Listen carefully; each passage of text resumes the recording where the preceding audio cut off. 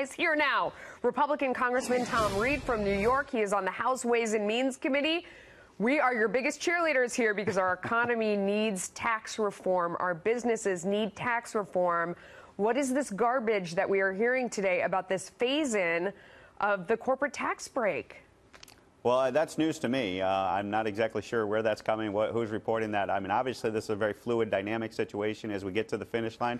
But I'm very confident come Wednesday, we'll be able to roll out the bill, and we're going to have an open and honest debate about it and deliver this for the American people on the timeline that we've articulated. So as far as you know, that's not part of it, the phase-in? Yeah, and I don't know who's reporting that, don't know where that's coming from. What we're trying to do is put immediate relief out there to the American people and to our business community at large. Okay, so you talk about immediate relief. Congressman Peter King was on earlier saying that he doesn't want to raise taxes on anyone. I mean, when you talk about all these different trade-offs, there are different combinations where you see, even if it is wealthy people, don't you want to lower taxes on everyone to make the economy boom? Well, sure, we would love to be able to do that, but we also got to be cognizant. We got a national debt crisis. We got to be cognizant of the deficit that's out there. So spend less. But at the same, how about spending less?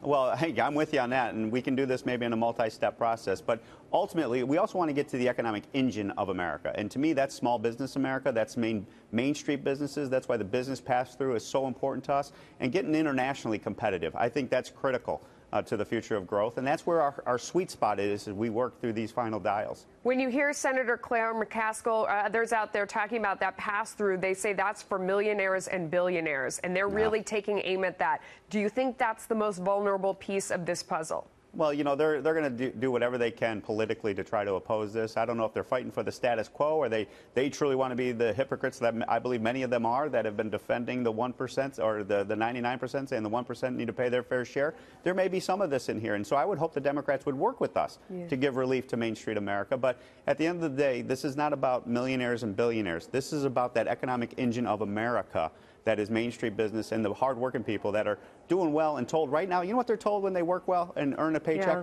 They penalize them for succeeding. We can't do that anymore. We hear what you're saying, but, you know, it's frustrating when we hear about these rules where you're talking about paying for it and using static accounting, which I don't think captures what is going on based on having studied economics for years. And to a lot of us, it feels like you guys are getting hobbled by the rules you created. I mean, you're the ones that made the rules about how you have to reform things. And now I hear people complaining about, well, we have to pay for it and we have to account for it this way.